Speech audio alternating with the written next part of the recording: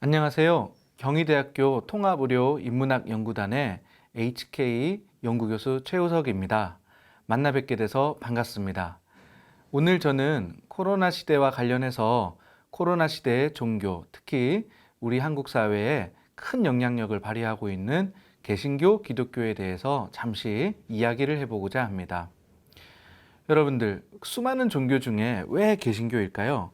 코로나 시국에 조용한 불교, 천주교도 있는데 왜 기독교인가? 라고 의문을 가지실 수도 있을 겁니다.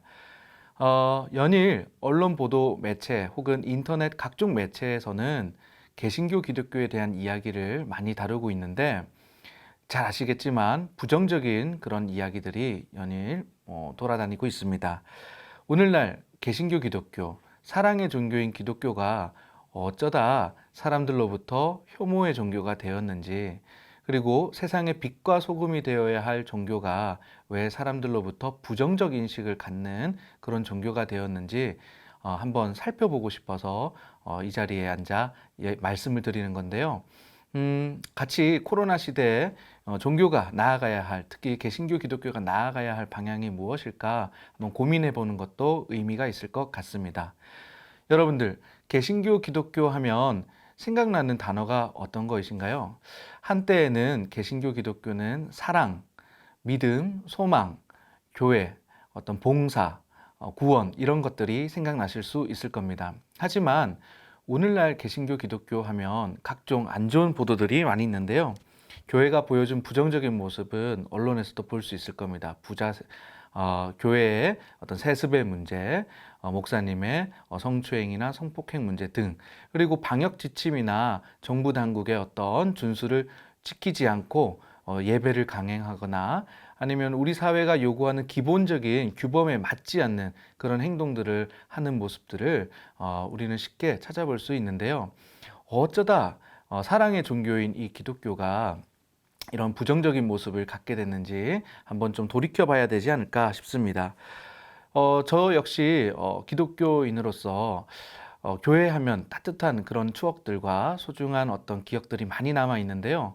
우리 사회에서 기독교 개신교 교회는 물론 보이지 않는 곳에서 많은 긍정적인 역할들을 해오고 있고 지금도 많은 분들이 그렇게 헌신하고 노력하는 모습을 갖고 있다고 생각을 합니다. 하지만 사람들이 연일 기독교를 많이 이렇게 욕하고 있는데요. YTN 언론 매체에서 조사한 결과에 따르면 개신교 기독교 신뢰를 받고 있는가라는 설문조사가 있었는데 그 중에 74%가 잘못하고 있다라는 그런 응답을 주셨습니다. 특히 전국 성인 남녀 1000명을 대상으로 설문조사를 했을 때 응답자의 74%가 그렇게 대답한 거 외에도 사회 요구에 대한 교회 대응이 올바른가에 대한 대답에서 74.5%가 그렇지 않다라고, 그리고 교회에 대한 신뢰도는 어떤가라고 했을 때 63.3%가 굉장히 나빠졌다라고 이렇게 응답한 적이 있습니다. 그래서 우리 오늘 데카메론 2 책에서 저는 어쩌다가 개신교 교회가 따옴표를 치겠습니다. 개독교가 되었는가? 이걸 한번 좀 돌아봐야 된다라고 생각을 했는데요.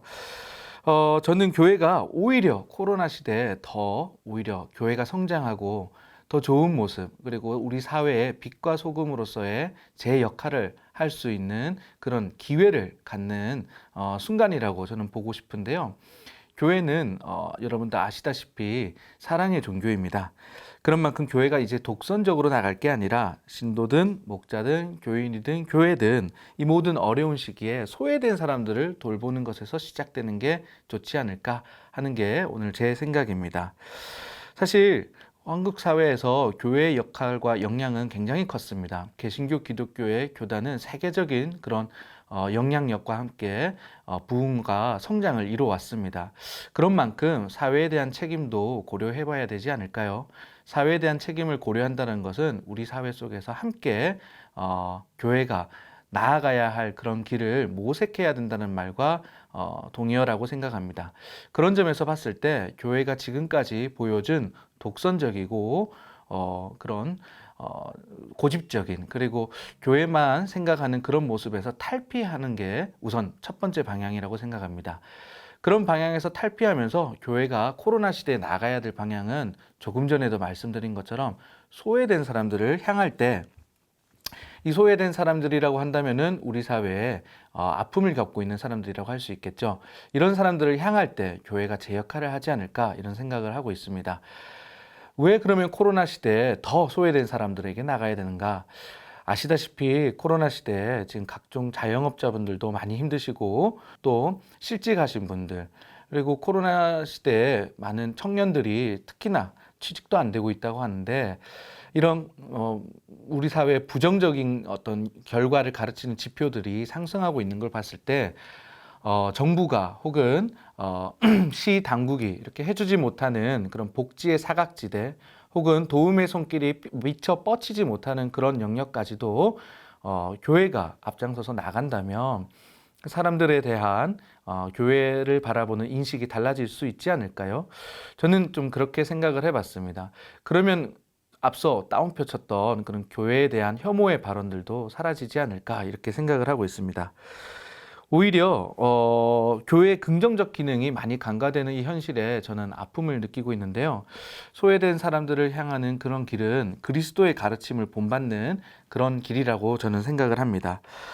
실업자 수는 말할 것도 없고 청년 일자리, 노인 돌봄 등 사회에 많은 어려움에 처해 있는 사람들에게 다가가는 게 교회의 역할이라고 한다면은 이건 분명 교회가 지켜야 할 어떤 사랑의 길, 그리스도의 가르침이 내놓았던 그런 헌신의 길을 그대로 고스란히 따른다라고 생각할 수도 있을 것 같습니다.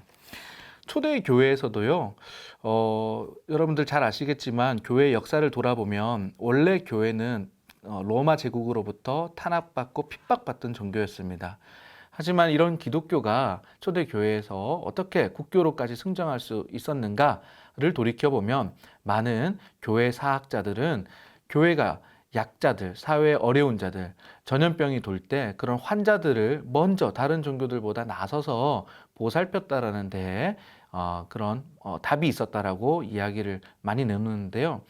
오늘날도 마찬가지라고 생각합니다. 코로나 시대 종교, 특히 개신교 기독교는 나아가야 할 방향이 있다면은 이런 초대교회가 보여줬던 그런 헌신의 실천의 모습이 아닐까 이런 생각이 듭니다.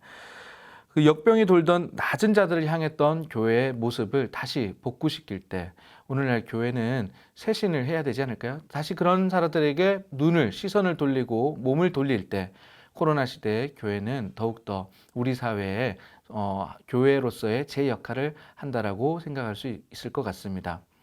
교회가 자기 건축에만, 그리고 자기 신도에만 신도수만 늘리는 데에만 교회를 확장하고 부동산만 투기하는 그런 모습만 보여줄 것이 아니라 오늘날 교회는요, 복지 사각지대에 있으신 분들을, 그리고 어려움에 처하고 계신 분들을, 그리고 지금 코로나 때문에 가뜩이나 더 힘든 불행한 시기를 겪고 계신 분들을 먼저 찾을 때 사랑의 모습으로 헌신하는 교회의 모습을 회복할 수 있다라고 생각합니다.